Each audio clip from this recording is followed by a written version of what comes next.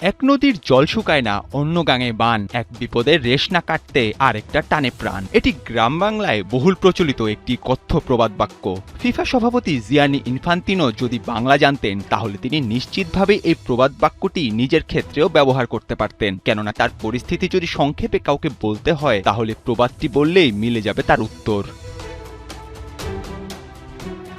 FIFA বসের বিতর্কিত এক সিদ্ধান্ত তার গদিতে টিকে থাকায় এখন বড় রকমের টানাপোড়েন সৃষ্টি করেছে। বিশ্ব ফুটবলে বড় তিন স্টেক হোল্ডার ইউএফা, কনকাকফ ও এএফসি ইতোমধ্যে দাঁড়িয়ে গিয়েছে তার বিপক্ষে। ইউএফার সদস্য দেশগুলো তো ইনফান্তিনোর পুনরায় নির্বাচনের জন্য যে সম্মতিপত্রগুলো দিয়েছিল সেগুলো ইতোমধ্যেই প্রত্যাহার করতে শুরু করেছে। এছাড়া বিভিন্ন মহল থেকে উঠেছে তার পদত্যাগের দাবিও।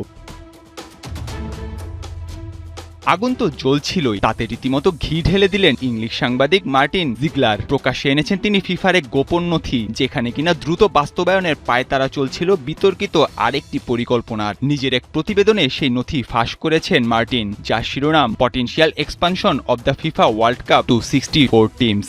অর্থাৎ 2026 বিশ্বকাপে 48 দলের বিশাল যজ্ঞ সামলানোর পরই 2030 সালের মহাযজ্ঞকে 64 রূপ দেওয়ার পরিকল্পনা করছে ফিফা।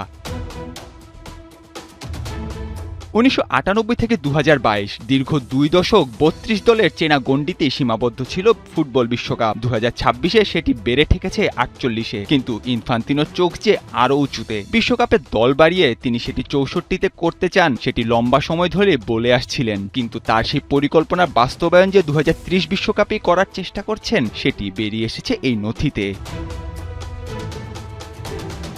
ফাঁস হওয়া সেই নথি বলছে এই সিদ্ধান্ত ফুটবল ইকোসিস্টেম ও বৈশ্বিক কাঠামোর উপর কেমন প্রভাব ফেলবে সেটি খতিয়ে দেখতে একটি স্বাধীন সংস্থাকে দায়িত্ব দিয়েছে ফিফা।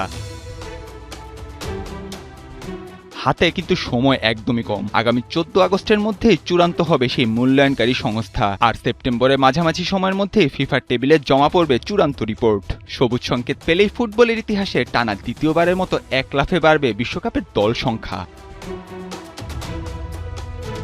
দল বাড়ানোর পরিকল্পনা বেশ সমালোচিত হলেও সেটি বাস্তবায়নে অনড় ফিফা বস, আর সেখানেই জাগে বড় কিছু প্রশ্ন।